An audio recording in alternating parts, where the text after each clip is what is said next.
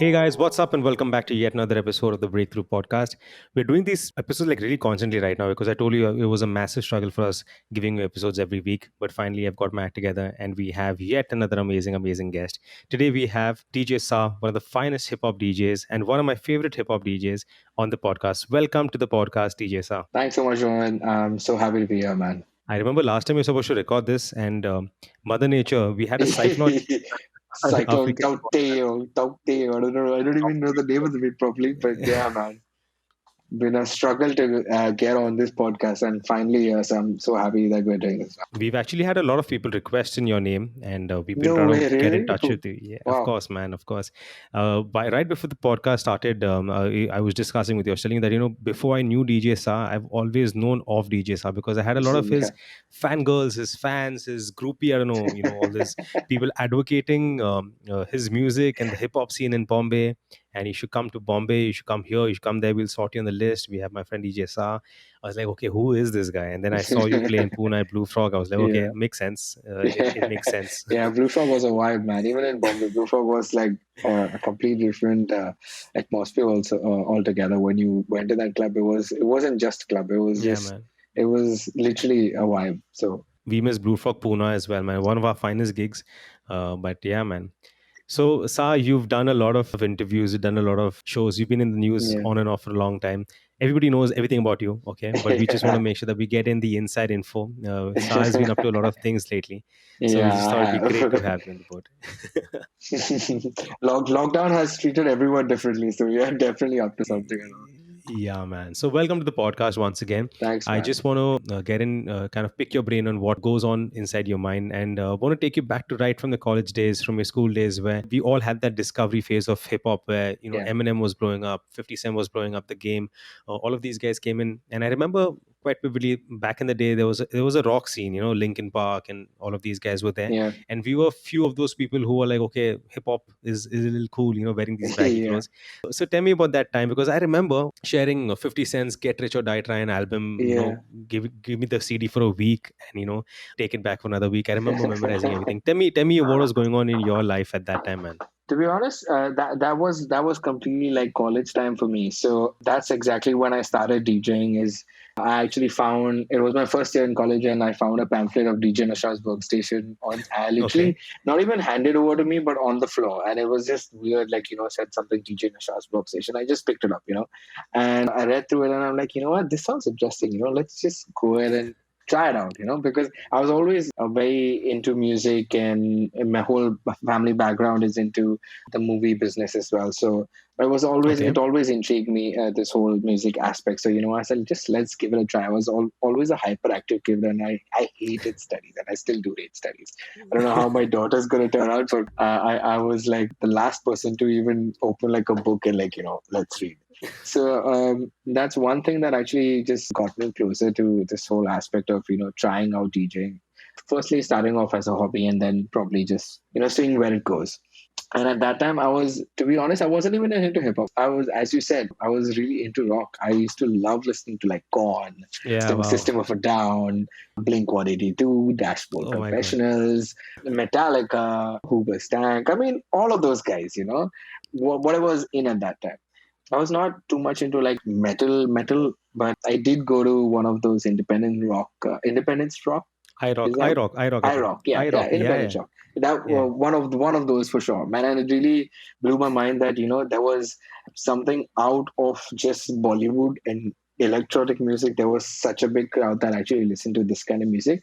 It really opened my mind when it came to musical genres in general.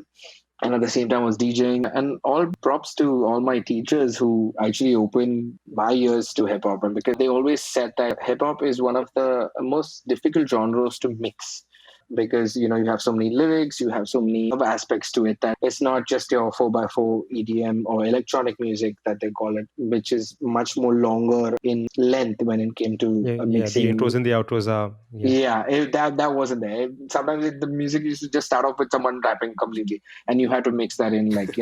So they always said this is the most difficult genre to start off with. So if you start off with difficult, everything else will come easy after that. So Yeah. that's how I got introduced to hip hop. And they said, you know what, these are the artists that you should listen to. Just go and research, go on the internet, download everything that you can, Back in the day, we didn't have that much of money to, purchase every kind of music. But Yeah. yeah, LimeWire and P2P, Aries, and all of that jazz Oh is yeah, there. man. Shit. Oh my So god, I do. yeah, so downloading all kind of music, and then obviously getting viruses through that also, and Oh trying my to, god, so, and then burning CDs, and burning those Nero MP3s, and then going to a show, and then half of the CDs not working, and they're not reading, and then you go, and then oh my trying to god. do all of that. um so yeah, man, been through all of that, and that's how I literally got introduced to hip hop, man. It was all props to my teacher. So Reggie was one of the DJs who taught me on turntables. I have learned turntables, but I never came around. That's another story altogether, why I didn't end up staying on turntables. And We're gonna go there. yeah. So Reggie, Savio, and Major C, who's Chandu, who Chandu was Yeah, of back. course. That's what he was used to go by, Chandu, but he's Major C now. So these three are my main three mentors who taught me literally everything in the business that I am right now. And yeah, man. So that's how it all started off. Is DJ Nasha's workstation and Chandu, Savio, and Reggie doing their magic. So hip hop was just like something that just came to you. You didn't generally have that as a career option in terms of being a hip hop teacher. It just No, came to you. not at all, not at all, man. I literally, when I think about this and think about where I've come to now, I would never imagine myself doing what I did right now if it wasn't for those three people and it wasn't for me picking up that pamphlet that day in college. Because me, I was like the last person to be in class also. So even if I was in class, it was literally I was used to be drawing because my mom and dad are artists. I was literally so out of studies that I used to just keep scribbling and doodling in my books and pads and whatever that I used to carry. I was doing arts, and my psychology teacher was so intrigued by what I used to doodle that she actually still has one of my doodle books, like the whole book that I used to doodle with. And she Yeah. actually teaches psychology through my drawings. I don't know what it is, but she Oh my she god. she used to teach the final year of psychology through my drawings, and I'm like, wait, what? I'm like, I'm literally just scribbling, and she's like, no, there's a lot of stuff in that you have no idea about. So I did get a lot of leeway through them also because I used to work used to go and DJ and stuff like that during college time. So early morning class, I never used to attend. I used to literally just go and smile and show off my dimples, and I'm like, please, can I just come in late and blah, blah, blah. And I used to all get through that. And if I was not in class, I was in the canteen eating food and hogging myself to glory. So yeah, man, that was life. Man, crazy, crazy. You also mentioned that your family had a bit of a background in terms of music, in terms of film.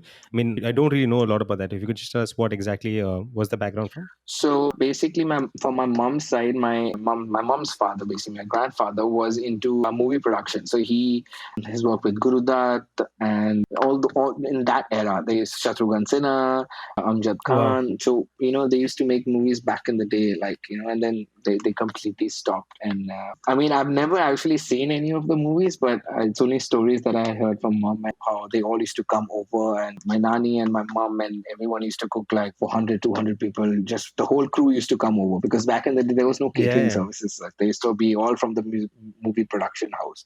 That was us. So it was the food used to come from home. So they used to cook like for 100, 200 people, including the crew from home. So those stories.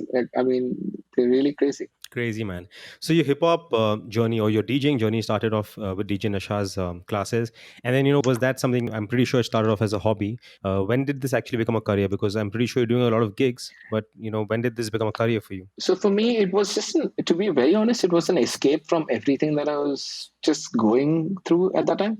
Like for me, the gigs weren't like every week or every time. When we started off just being like a shadow to all our members, like being a shadow to Major C, like going everywhere where he went, going and standing behind the console and seeing how he works with the crowd or how he plays when he's in an Yeah. environment where there are 2,000 people on an afternoon session in Raspberry Rhinoceros, and it would be like, okay, what the hell should I play next, And when it comes to speed, it comes to reading the crowd, exactly what he needs to put in and what the crowd didn't expect but wanted to hear.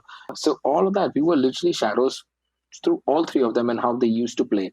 So we never used to get like money as such to play, and even if we did, it was like $500 or like $1,000. Like, those that was the money that we used to get. So it was just an escape from the fact that I didn't want to study and I didn't want to be in college, and just being away from home. Because even if I was at home, I used to get like, mom used to be like, study, blah blah blah. Even though she was the only person who was always open to the fact that, if you want to do something, go ahead and do it. Don't think about it twice. Yeah.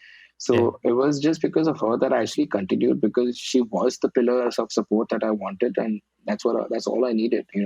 At that time, my dad was not well, so going back home and trying to not be in that whole situation where I don't have to think about something else was just like a way out. I just want to get out and think about music. So that's how it started, and in that whole transition of being from a hobby to actually taking up as a career, I cannot pinpoint, to be very honest, because it was so smooth in a way. Because it's like I don't want to do anything else. I like this. I'm enjoying what I'm doing. I mean, why not? And then when I started getting those gigs and started getting that recognition that I'm doing something different, because back in the day there weren't many people who used to play only hip hop. So getting the recognition, the Yeah. fact, what, okay, let's go for a hip hop night. Or have you heard of Sa? He plays only hip hop. Or what, let's go for a night where Sa is going to be playing. So when that started happening and when that started kind of building up, it kind of made me realize that I am good at this and I need to push it so that I can see where I can go ahead with it. And wherever, if somewhere down the line I do not make it, then we'll see about it. We'll figure it out, because that's how I was brought up. Because you don't have to be so stringent with the fact that you have to do something with education. You have to do something with like, those four strict career paths of like doctor, engineer, and stuff like that. My mom was never like that. My Yeah. mom and dad both were artists, and both was really good sportsmen. So I was really into sports, but because of my board exams and all of that, I completely stopped. I ranked 7th in Greater Maharashtra in Kung Fu. Oh wow. I used to play cricket for Bengal Club in Shivaji Park. I was a bowler. My best record was 7 wickets for 2 runs. I had the man of the match for that. Wow. I was really good at cricket. I was really good at football. I played football for my college. I played football for my school. I was captain for like 3-4 years of my last years of my school. Wow. I also ranked in Greater Maharashtra in swimming. My favorite stroke was breaststroke. So literally in school and college, that's all I did was like sports. Like in school, it was only sports. So literally my mom used to come finish her college from Churni Road, come back home, make food for me. I used to finish school, head to the MGMO pool, which was in Shivaji Park. We used to train 3 hours every day. Oh my God. Every day of my schooling life, I did 3 hours of swimming. And then my mom used to give me food and she used to go back home. And I used to go and finish off tuitions and then come back home. I used to stay in Matunga before in Parsi Okay. colony. And then I moved from 5th standard, I moved to Malad for my dad's house. So when we did that, I used to literally travel. I like leave home by 6:30, get on a train, get to school, finish school, go for 3 hours of swimming, finish that, go for 3 tuitions, and then come back home by 9 o'clock and do it all over again in the Are day. you serious? So that was That's crazy, man. that's how hectic it was. It was really hectic. So yeah, man, like it's been my life's been all over the place, man.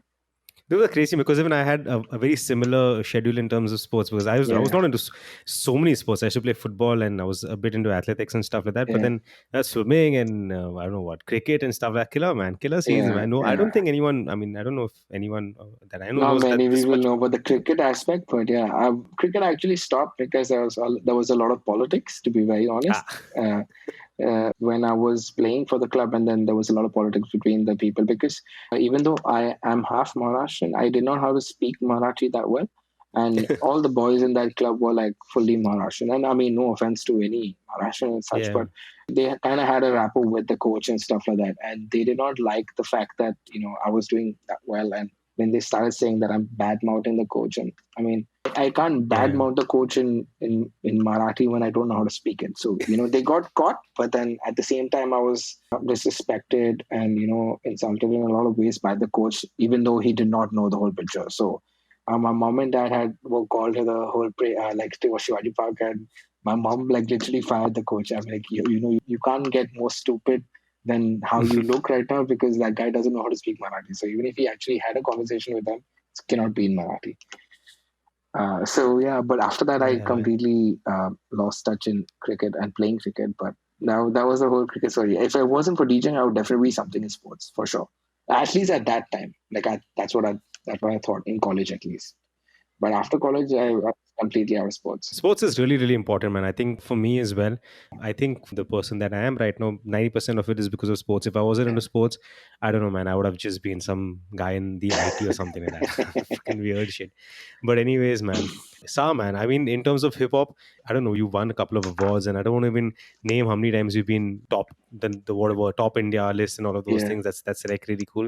In terms of hip hop, I wanted to ask you a bit of a personal question. I'm pretty old school in terms of how hip hop works yeah, right now. There's a lot of mumble rap going on. There's a lot of that. yeah, I don't even know amigos and stuff like that. yeah, So what's your sense? Because I know you have to play that kind of stuff because yeah. that's what the kids are listening to right now. What's your opinion on the whole? So my opinion on mumble rap is basically, see, I see it from both sides. If you take it from a very strict hip hop historian point of view, they will not like the fact that it's getting to a point where people don't understand what you're even saying, and it's so backed by either you're high on something while doing it, or it's just basically their way of creating music. From that aspect, I completely understand that people don't like mumble rap, because you're kind of, from what they look at it, is you're disrespecting hip hop, because hip hop's all about lyricism and poetry and stuff like that. And from what I see from their point of view is they are making music. Music is creative in every aspect of in any form.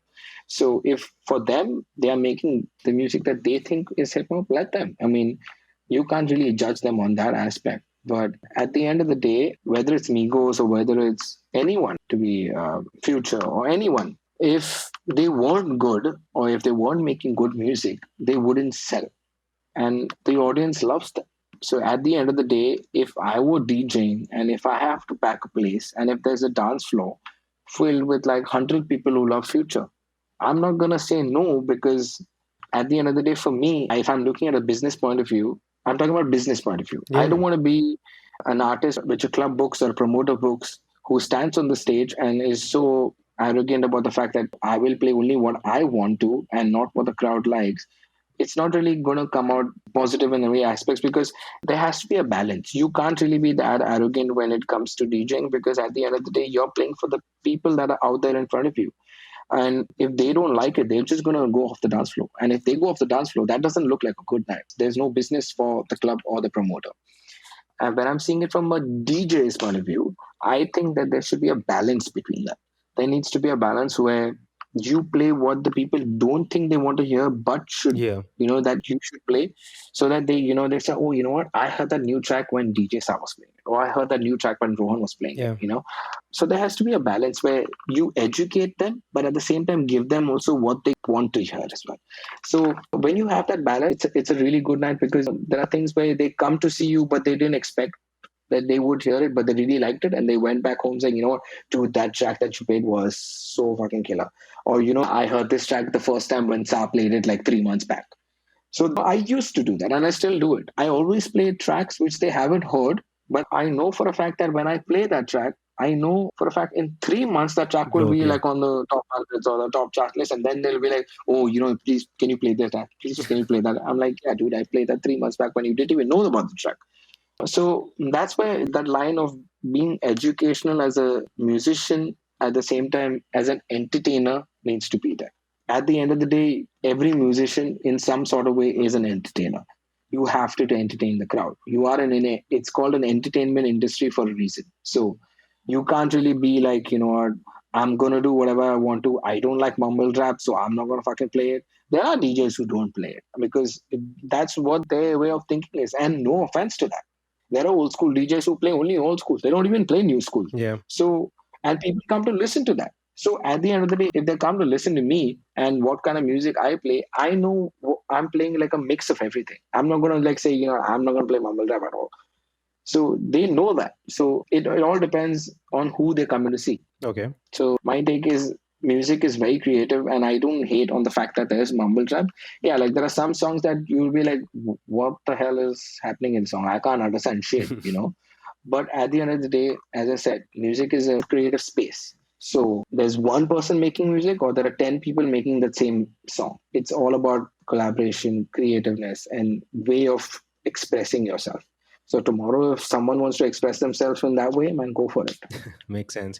Where do you source your music Yeah. from? Because I think you mentioned earlier there was Aries and LimeWire and all of those places, torrents and That stuff. was back in the Yeah. day, yeah. So all the guys That's listening not me right now, now. that's But that's that's during the floppy days, that's during the CD days. You guys don't need to bother about it right now. yeah, those were the Moser Payer Yeah. days and Samsung CD Yes. days. So where do you source your Um, music from? so for me, I have a lot of music pools that they have for DJs. So there are quite a few sites that, like, there's DJ Supreme, there's DJ City, stuff like that. So you have like monthly or 3 monthly subscription that you pay, and then you can download like your intros, your outros, your acapellas, your radio edits, stuff like that. So for now, when I realized that how much it affects musicians all over the world not to, so just try and stop piracy as much as I can. I'm not like a saint. I'm not trying to be hypocritical anyway, but I have done that myself. But I've come to a point where now I can afford to do that. Before I did.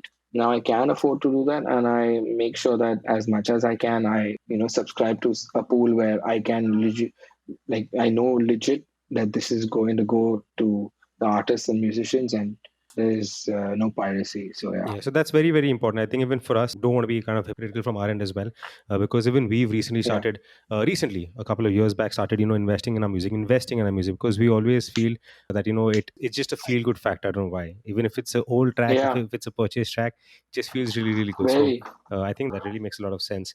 We're talking about the hardware. You said that you were into turntables and stuff, and something happened. There was a story back there. So if you could just tell us what exactly happened, because yeah, DJing is all about, in terms of hip hop, is a lot about the scratching, is a lot about the yeah, baby yeah, scratch, and all of those terms that you guys do. And I yeah, personally am so jealous. I was like, shit, why can't I do this? Why? It's so cool, man. So yeah, man, yeah. you had a story that you mentioned. Yeah. So basically, I did learn how to DJ on turntables, and Reggie taught me literally everything under the sun. But to be very honest, at that time, I didn't have the money to buy turntables. Yeah. I literally had no money to buy records. It was, as I said, we used to download music on like CDs, and like even to buy those stack of 100 CDs were like, okay, $1,000. Yeah. Shit, it's going to be a lot of money. And $500 out of that was like the money from you get from the gig. So half the money is gone in buying only CDs. Where will I have money to buy a record? And that back in the day, there was no record shops here. Yeah. Like, even if there were record shops, it was like either Bindi Bazaar or Chor Bazaar, and then you used to get the old ones, and buying new ones, you used to import them. And unless you had some friend from the aviation industry who would actually go and say, "My person would get it for you," even when they get it for you, it's like $23 or $30 or $50 a record. It was like $2,000 for one song. Are you crazy? I had no money like that. Keeping in mind that back in the day there was no Serato, there was no tractor and record box and all. It was all about like manual buying CDs, and either you bought a original CD from Planet M, or you bought it on a sale, or you downloaded the music and you put it and ripped it and burnt it on a CD and you played it. So the aspect of buying a record and playing one song for $2,000 was like Out of the world. stressful for me there itself. Keeping in mind that then I had to buy a turntable which was like 60-70 thousand and 60-70 thousand. So that was like a pair of like 1.5 lakhs plus a mixer. I'm like, where I don't have money for that. And whenever I wanted to practice, I used to go to DJ National's workstation and practice. They were like, whenever you want to come, if it's not, there's no class, come and practice, play what you feel like. Wow. So that whole aspect of the fact that, we had that freedom, but at the same time, I didn't know if I could practice all the time. And like, I can't go whenever I feel like to Dasha's workstation. Like if I wanted to like, go at 12 in the night, you can't do that. We weren't financially stable enough as musicians at that time for me to make sure that, I am going to play on your turntable. And playing on turntables it's not an easy thing. It's not like, you go and just press a button. Yeah. If you lose practice on playing on turntables, it gets to you. You can't like suddenly after 10 years of not playing turntables at all just go and say, okay, let's play. You can't do that. You need practice. You need to practice on turntables every day, or you keep doing it often and often. So to be very honest, that's the only reason why I stuck with CDJs. And when it came to a point where I actually had money to buy it and I did buy it, I didn't have the place to practice on, because I was in a place of one bedroom hall kitchen with a father who was not well on the bed, and my mother being in the other room and saying, turn the volume down, turn the volume down. What is this? You're doing all the time. So, I mean, no time to even practice or no time to try and do it in a small house was very difficult. So I had them. I had a battle mixer, which I gave away. I had two turntables, which I sold again. I mean, it just wasn't feasible enough. At least for me, I'm speaking from my perspective, Experience, not yeah. anyone else's. But yeah, that's the only reason. It was just, CDs were just convenient, Yeah. storage, mobility, going anywhere and playing on CDJs, because back in the day, if you wanted turntables, and we were just, budding musicians like DJs, we want like a big shot DJ who can demand turntables. Back in the day, if you say, oh, no, I only play on turntables, they'll be like, fuck off. They'll be like, we don't have this, we don't have the budget. You want to play, you play, you don't want to play, you don't play. Yeah. So with budgets in mind, you can't really ask for, like, back in the day, you used to what, 1,000, 2,000 bucks or 3,000, even it's all 5,000 also bucks if you used to get. You're paying 5,000 bucks for the DJ, but the rent of the turntables was 10,000 bucks. How will you do that? Not possible. So, Yeah. keeping all that in mind, it wasn't feasible. It was just convenient to play on CDs, and that's how I stuck to it. And the only reason I switched to Serato and stuff like that was because I had a haversack which was around 4.5 feet, like no, 4.5, 3 feet high. That's how big the haversack was, and I had four case logics of like some 360 or three. That's how it used to come, 360 or something like that. Each case logic. So there was literally more than 1,200 Yeah. CDs in that haversack, and I used to literally walk like this because it was so heavy. And I have pictures which I have, like, the Yeah. haversack is literally touching below my knees. It was that big. Oh my God. That's the only reason why I switched to Serato. I said, I'm tired. My back is gone. I cannot do this anymore and travel with, literally 20, 30 kgs on my back every day when I'm DJing in like a train or a cab or anywhere. It just got to a point where I said, I have to take my health into consideration first. And I switched to a laptop. And even that transition was a little scary. So, because, you didn't know what was happening. Or, back in the day, Serato was just starting off. I was so much into technology that I was literally the first person to, adopt that. And I wanted to switch very fast. But at that time, yeah. So we used to literally do, and I Man. had the Serato box and everything. I literally invested in that. I was like, what, I have to get this. Got it. There are so many complications. You didn't know who to go to because no one else had it. And then we literally had the console also. We had, like, as in, Yeah. we had the case logics also, and we had the Serato. Just in case the Serato didn't work, put the CD, so that no one understands or realizes there's no music playing. So there was a lot of incidents that, oh shit, the Serato's not working. Oh shit, it's clipping. Oh shit, something wrong with the wire. I don't know what to do. Get the case logic out. So that used to happen. So yeah, man. Crazy, Yeah, man. Crazy. I want to share a story of mine. We had a very bad horror, I think about a year or 2 years ago. We were playing at this place called Botequim in yeah, Pune. And we were playing the Christmas Eve okay, night, so proper night, packed place, everything's going good. Nothing to do with software or anything else. We had a yeah. Mac, we have a Mac, and the charger conked off. Oh yeah, that So happened to the me. charger That conked happened off. to me at Summer House in Bombay, which shut now, but Yeah, oof, shit. And you know what happened? So we're lucky. So breakthrough, we're a duo. We're two people, right? So the charger goes off, and my partner's panicking. He's like, "Fuck, we're fucked." I was yeah, like, "Don't worry, ho jayega." We're doing this. Like he's mixing. The party's on. Everything's going great, and I have got like a shit face. yeah, Shit face, wiping sweat off my forehead. I'm just trying to figure out, get in touch with the. You can see this chaos at the DJ booth, right? So I'm that yeah. guy, and he's You he's know like when there's nervously. something wrong, He's but he's only a nervously mixing, musician or a DJ knows that for sure. and I'm like, fuck. And I'm getting some sellotape and stuff like that, and it doesn't work out. And then we reach 29%. Okay. Oh We shit. reach 29%. And I'm like, bro, I gotta go and get a new charger right now. And it was like about 10:30, 11 o'clock, by that time. And we go down, and I go to my car, and we didn't have any pen drives and all connected that time. So all my pen Yeah, drives are in my car. I go down to my car, yeah, I grab all the pen drives I have, go back on top. I say, "Oh, the party's on the terrace." I'm like, yeah, Chris, keep this. If I don't come back, like typical movie scene, yeah, if I don't come back in half an hour, if the battery goes to 10%, switch to the pen drive and play. yeah. So he's like, bro, but just figure out. And then I remember taking my car and going to every freaking place ever, okay? And everything was shut. And somehow I got some Marwadi uncle's duplicate MacBook MacBook charger he charger. had. And he's like, this doesn't fit your particular thing. I was so desperate. I was like, "Bhaiya, please, kuch bhi karo. Whatever, I'll pay you. Whatever the money it is. Pay how Yeah. much ever it is." So he was so helpful. That guy gave me his own personal charger. He's like, "You take Charger. this and take this as well. If it doesn't work, if it works, use mine." So Yeah. that's how we got back. And I See. reached at what 8%. I connected at Ouch. 8%, and it was a green light. I was like, "Oh, we Same hugged each other, like, here. dude, finally, and Yeah. crazy, man. So after that, we made a firm decision: we're not doing laptops. I cannot trust this Yeah. anymore. And at least if the console gets screwed up, we literally, like, it's not us. Yeah. The It's not our crowd fault. knows it's not Yeah. us. So we're kind of safe. So, like, that's a personal story, but very, very good to know your side of the whole turntable, because Yeah, I keep man. wondering, man, how do these guys do this? And it's really awesome. I want to go back to your first gig, man. Your first gig was, I think, at Rhinoceros, right? First, Yes, Raspberry yeah. Rhino. How was the scenario? Were you nervous? What was the reaction for the I first think gig? nervous was an understatement. My hands were shaking. It was like Are you serious? sweating, like literally like Eminem song, palm sweaty, weak arms. It was literally that. My very good friend, Twisted Bass, he was a colleague and he also learned with me at Nashas. So it was both of us DJing our first gig. And it wasn't even like a first gig, it was a final exam to a course, like a DJing course. So we're like, shit, this is the final exam. We have to score well, we have to do this, we have to do that. And all of the three of them are standing below the console.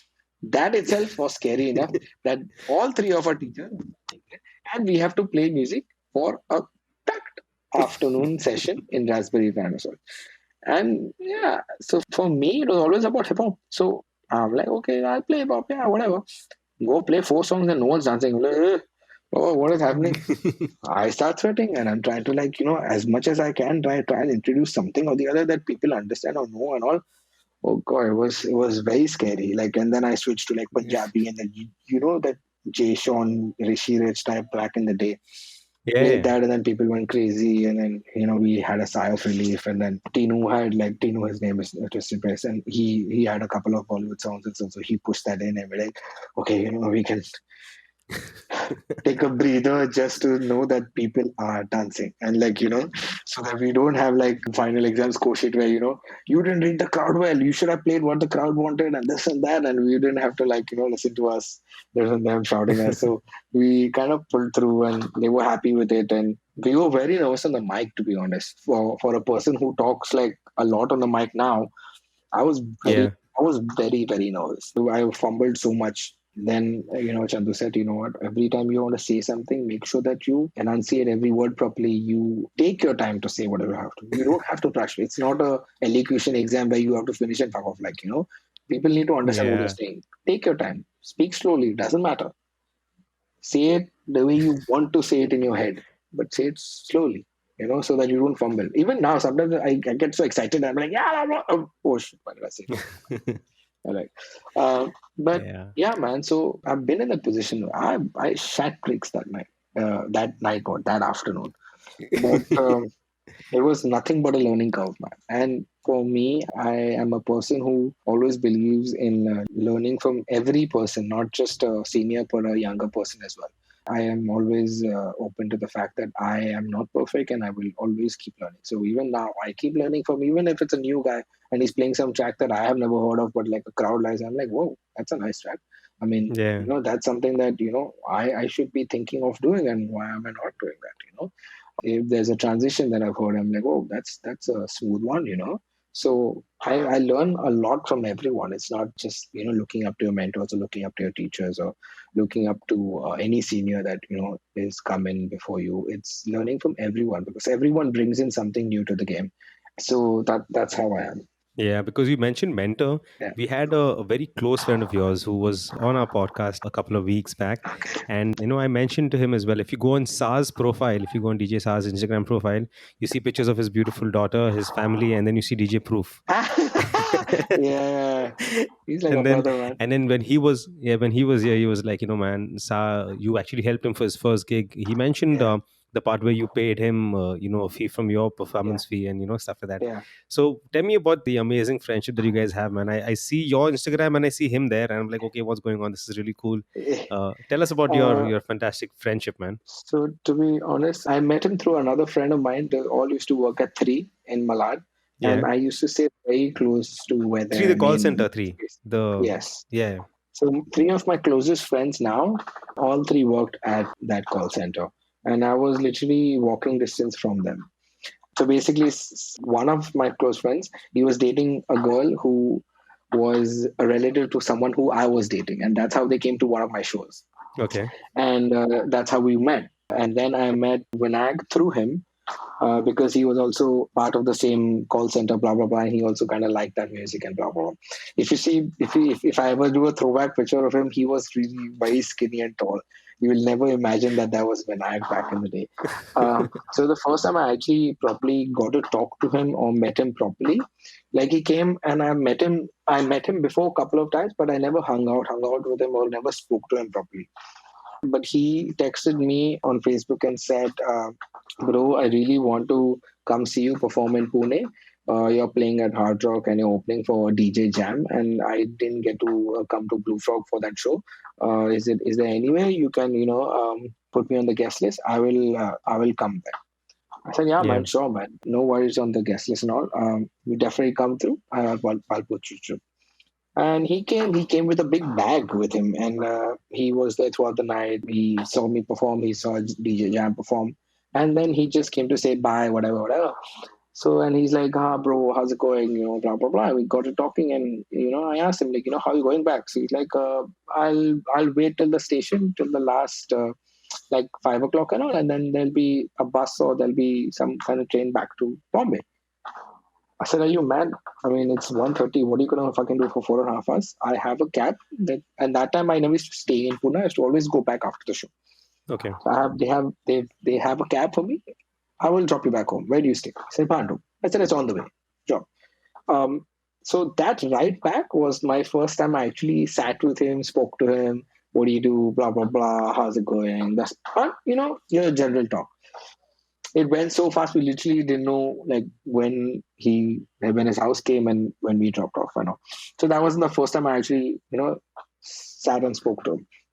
Yeah. And then obviously we got to know we had common friends, and all of the three other friends were also working at the same call center. And so then they always used to message me and I was like, "Yeah man, just come, I'll put you on the guest list, no worries." So for me, always my friends and whoever who always wanted to support me and come to listen to me, and not like a main artist who if I was opening for me, that was a very big thing for me, because at the end of the day, the reason I'm here is because of the people that supported me and because of the people who came to listen to me, that I am here right now.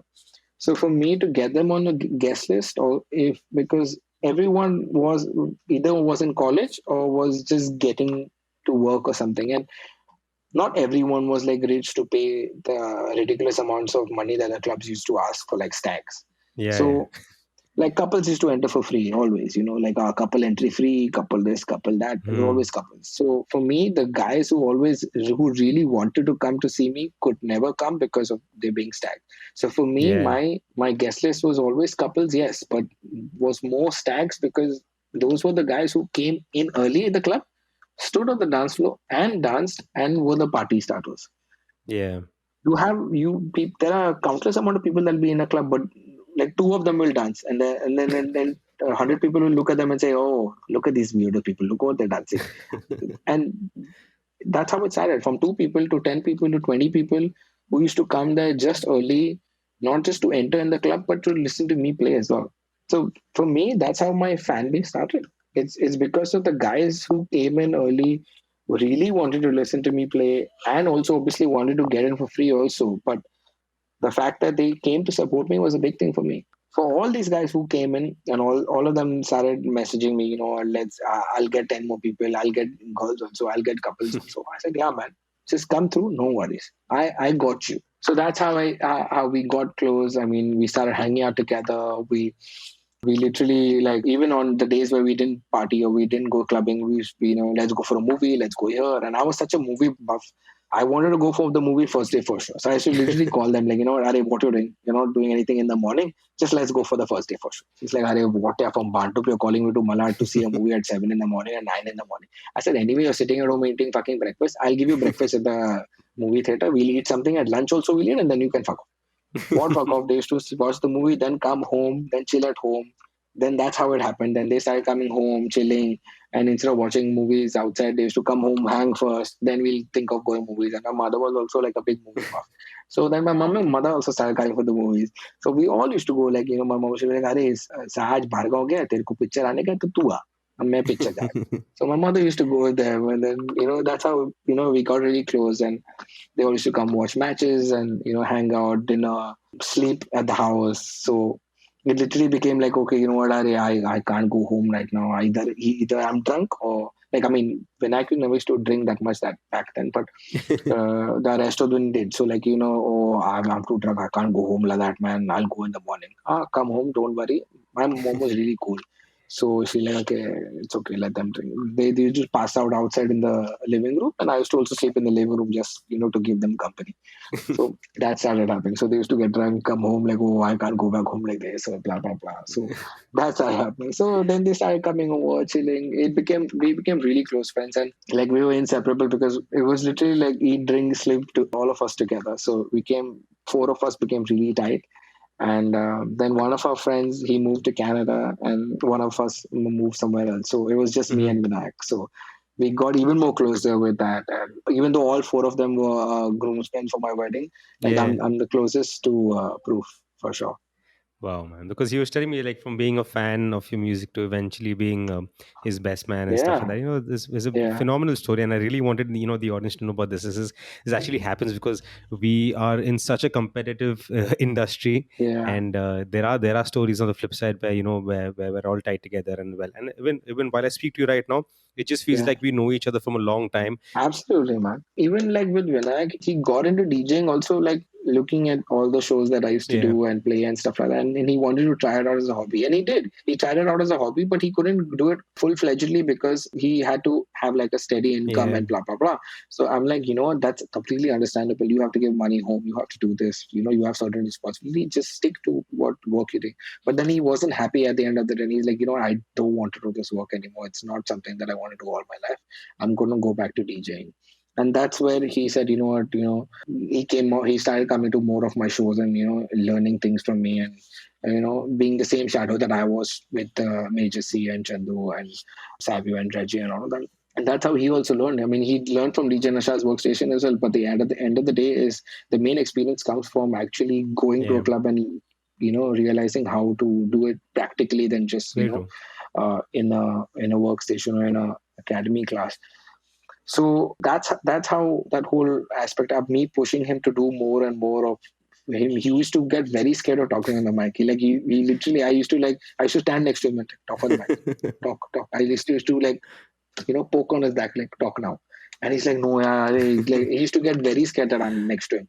So I used to sometimes not go to his show, or I used to stand somewhere where he doesn't see me and then make sure that he talks on the mic. So then slowly he started getting that confidence of talking on the mic. And I mean, now he's brilliant at what he Wow, does. man. Same like me. I was so scared of talking about, and now I'm confident enough to talk anywhere you tell me Yeah. to. Talking the mic is another scene altogether in DJing. I mean, it's everyone. It's Yeah. You can't overdo it. At the same time, you underdo can't it. underdo Yeah. it also, because you have to kind of connect with the crowd, read the crowd, at the same time hype the crowd. You And you, all in all, you're an entertainer. You have to entertain the crowd, whether it's Yeah. just Usually, when you go to any of these parties, if these Bollywood parties, it's like happy birthday. That's all you hear, man. yeah. I find it really funny. So happy birthday. And then you're like, what the fuck did you just say right now? But it's really funny so times. yeah, man. So it's been a really long journey, and Proof's come a really long way, and I'm so proud of him. Yeah, man. Of from where he's come to what he is right now. And this is, I think, for him is still the beginning. So he's going to go a long way, and he has the backing of Kali Gang, and Yeah. he's doing really good for himself. So I'm really proud of him for sure. Wow. So, Saha, another thing we really talk about on the podcast very specifically is about finances, about career, it's about money. How do you manage your money? Lockdown's been really tough for many people.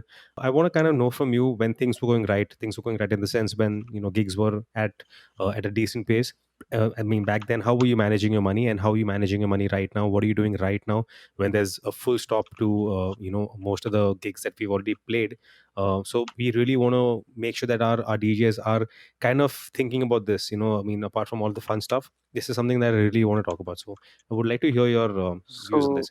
so back in the day, to be very honest, when I started getting decent amount of money for shows and all, I'll be very honest, I was very reckless with the money. When you get a good amount of money in your bank and you're like, oh shit, I got so much money. Let's buy this, let's buy that, let's buy this. I was all over the place.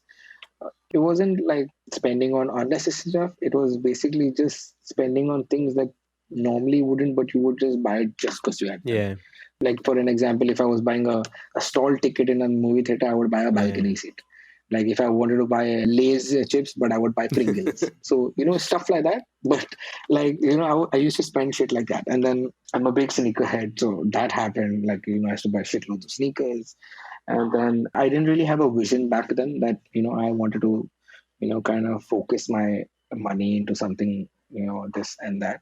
My main responsibility came in of saving money and doing something different, of not just DJing and trying to get a second, third source of income, was after I got married and I had Alana.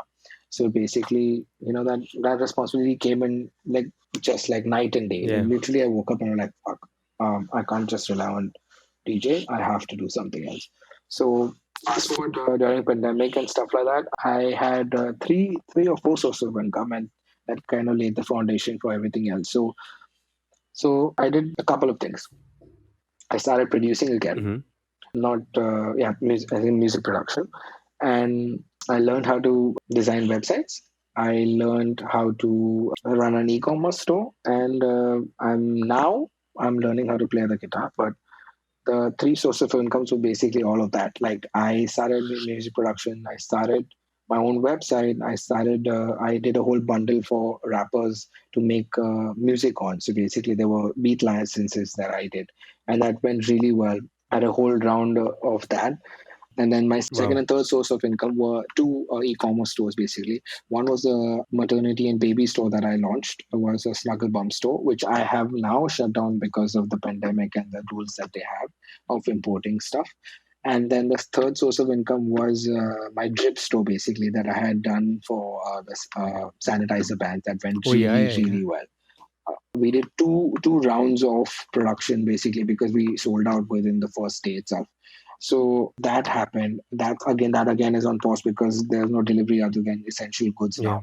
And then I'm running an apparel store as well because it's on the same site. It's still on pause right now because of you can't deliver things other than essential goods.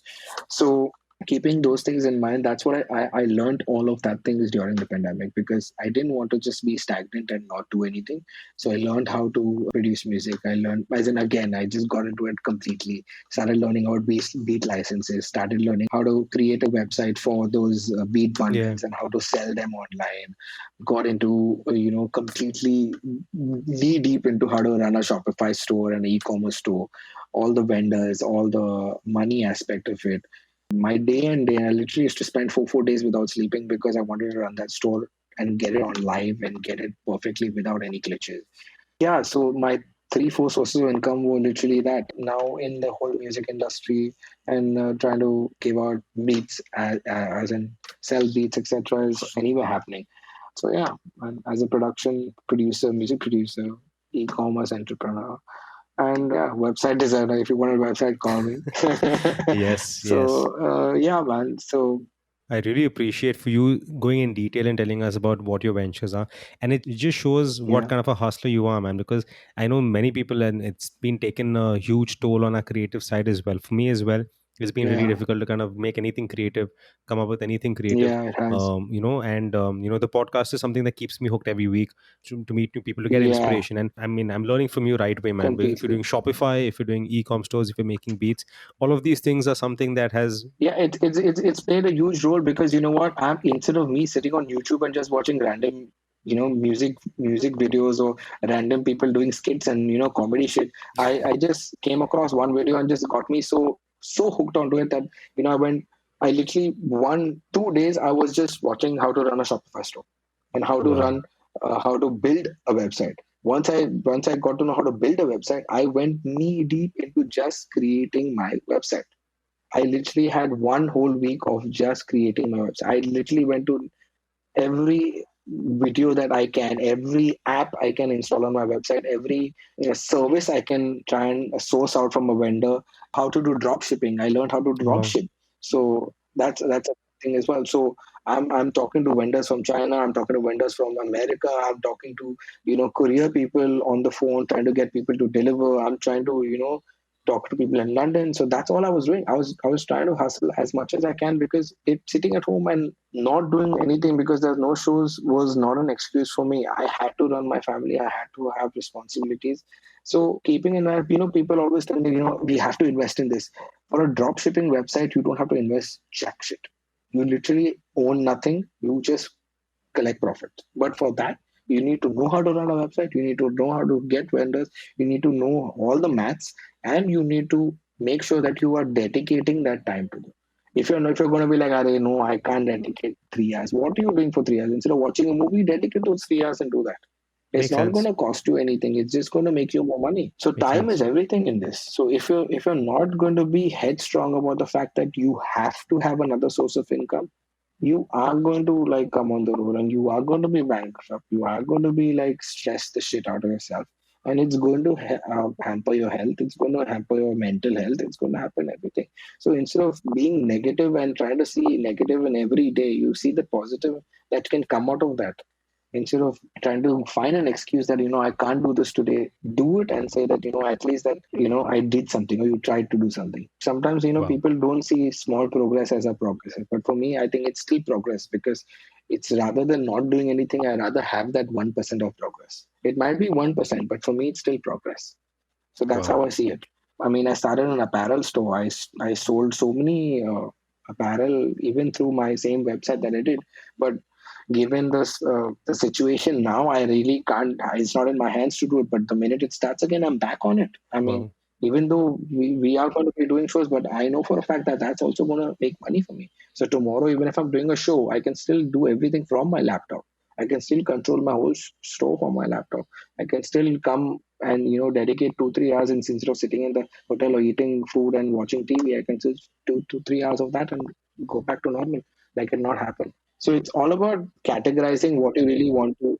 You have to jot down your time on what you have to, and it actually it did create a big toll on me also, because I was dedicating like 24 hours to myself, that I forgot that I have family as well.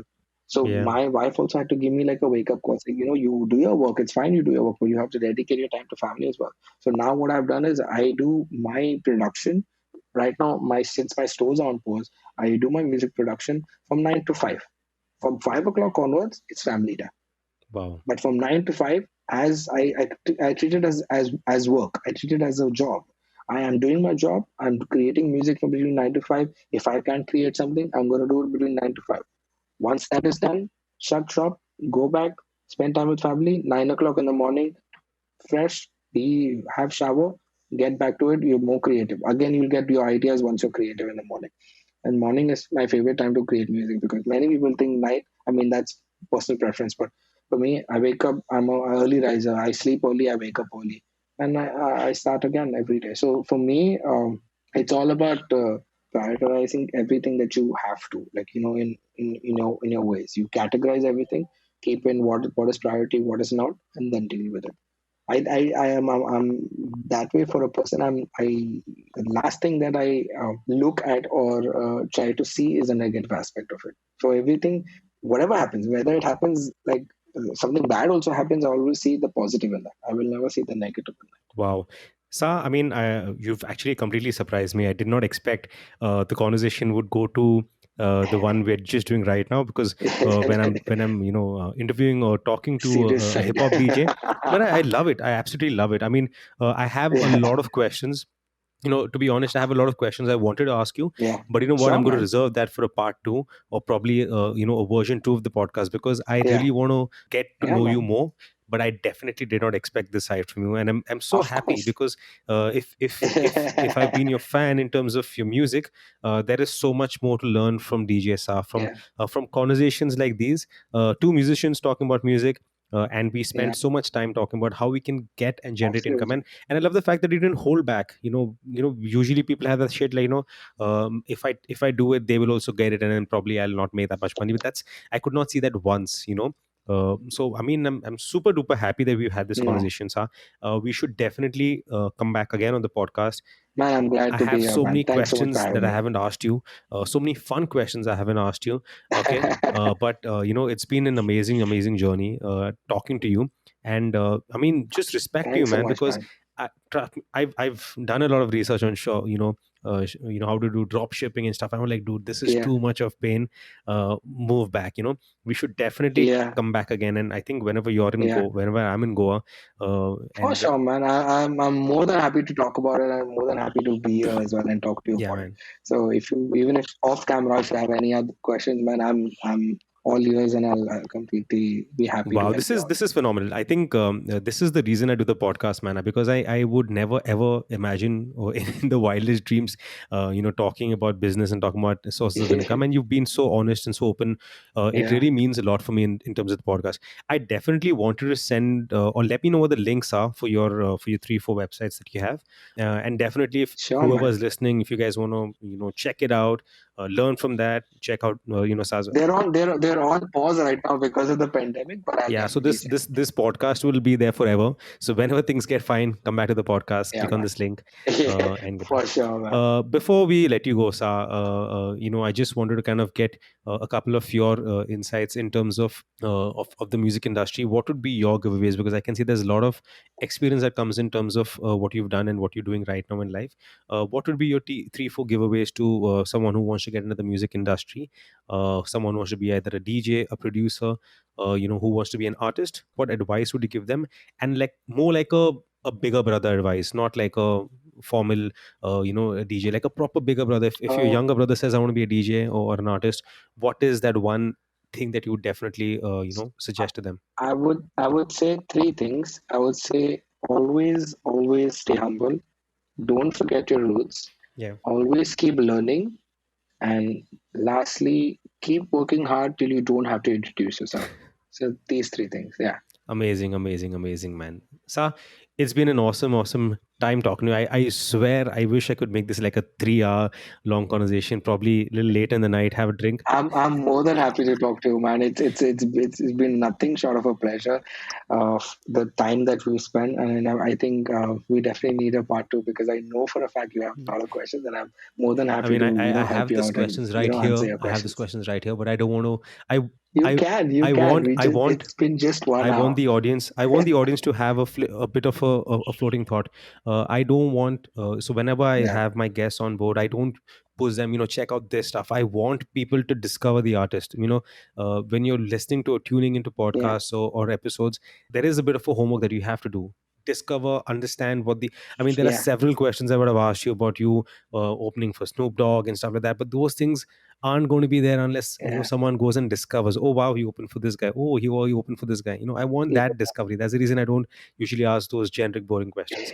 But I want people and the yeah, listeners, even if it's one artist or one DJ who's listening to this right now, and if you're watching us, I want you guys to yeah, take that thought from this conversation, that while you're doing your music, while you're doing your stuff, it's one way to say fuck, life's fuck, no shows, paisa nahi hai, shows. There's a lot of those things happening, but then yeah, there's someone who's sitting down and doing something about it.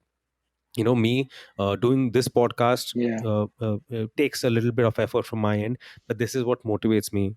Sar doing his stuff in terms of his family, in terms of his business, speaks a lot about the yeah. artist. You have to take that risk. To be honest, everyone tries to play very safe, Yeah. and I completely understand because you're everyone's not in a position to take that risk. But if you don't take that risk, you'll always have at the back of your head like I should have tried, like. And that's what I did. I took that risk. Right now, even though I have sold out, I have like a whole carton of like those drip store bands that I have right now because when they started stopping those delivery people, I used to go where every time I got an order, I used to pack it at home and send it myself. Wow. So I literally have a whole carton of drip store bands that are still there. So keeping in mind that if you keep your mind to it, you have to take that risk. Take that risk, man. you'll always learn from it. You will not learn from it, because every mistake you will learn something or the other. And it's not a mistake. As I said, I don't see the negative of that. You just learn something from that.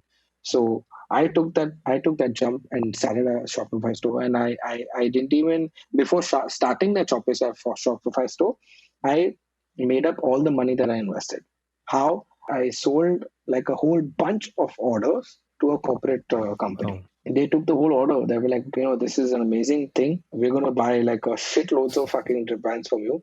So before I started a store, I mean, I made up all the money after I started the store and whatever I did, it was all profits for me. Wow. So if you didn't take that risk, or if I didn't take that opportunity of investing in making the mold for the rubber, making the mold, finding a vendor in Bombay, going and sending them details of that, getting a sample back and forth for 3.5, 4 months of just making that mold, I wouldn't come to a point where I've made profit or I've made a sustainable living out of the fact that I am happy enough to run a family right now and during this pandemic. I don't have to worry about it. Like if I didn't take that chance, I would right now literally be worrying about what I'm putting food on my table, like for the next Yeah. meal. So if you are not going to think ahead, if you're not going to think about the people that are dependent on you or living with you, you have to take that step. Push yourself. You need to push yourself. Like you can't stay in that bubble and be comfortable and then say, you know what, I didn't do it, or I had this excuse, or I did this, or I did that. I was the same, but I learned from it. I was the same. I was absolutely comfortable in the fact that I'm DJing. I'm absolutely fine. I don't have to worry about anything. 20,000 new guys came in and they were like, you know what? I'm going to challenge you as the best hip hop DJ. That's where you come in and what? Fuck off. You can't get my place because I can get better than you, and I will keep learning and I will get better at it. So whether I'm here and I think that I'm always going to be here is never going to happen. You're always going to come down because there's always going to be someone higher than you. But Yeah. if you want to stay here, you have to keep aiming here to stay here. Great. Sa, thank you so much for being on the podcast, man. This was, trust me, I can't say it enough. And I genuinely, Thanks so genuinely much, am man. so happy that we got together on this conversation.